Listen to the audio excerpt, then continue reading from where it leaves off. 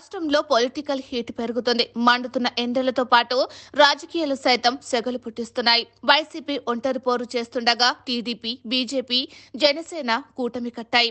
అయితే కూటమిలోని భాగస్వామ్య పార్టీల మధ్య విచిత్ర పరిస్థితి నెలకొంది. ముఖ్యంగా బీజేపీతో తెలుగుదేశం పార్టీ వ్యవహరిస్తున్న తీరు అనుమానంగా ఉంది.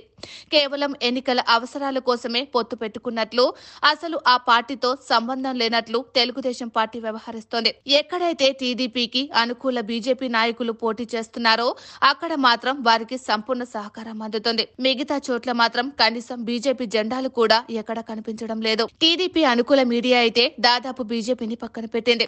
కేవలం పవన్ కళ్యాణ్ ద్వారా చంద్రబాబును పైకెత్తేలా ప్లాన్ చేస్తుంది.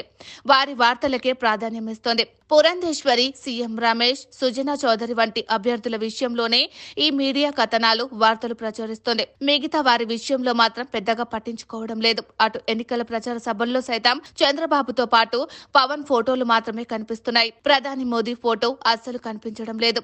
ఆ మాటే వినిపించడం లేదు. ఇదెక్కడి పొత్తు ధర్మం అన్న ప్రశ్న ఉత్పన్నమవుతోంది.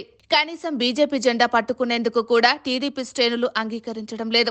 సభలు, సమావేశాల్లో కేవలం టీడీపీ, జనసేన జెండాలు మాత్రమే కనిపిస్తున్నాయి. ఆ రెండు పార్టీలు కలిపి వందలాది జెండాలు ఉండగా 1-2 బీజేపీ జెండాలు దర్శనమిస్తున్నాయి. ముస్లిం ప్రభావిత ప్రాంతాల్లో అయితే బీజేపీ అనే పేరు తలుచుకునేందుకు కూడా టీడీపీ ముందుకు రావడం లేదు.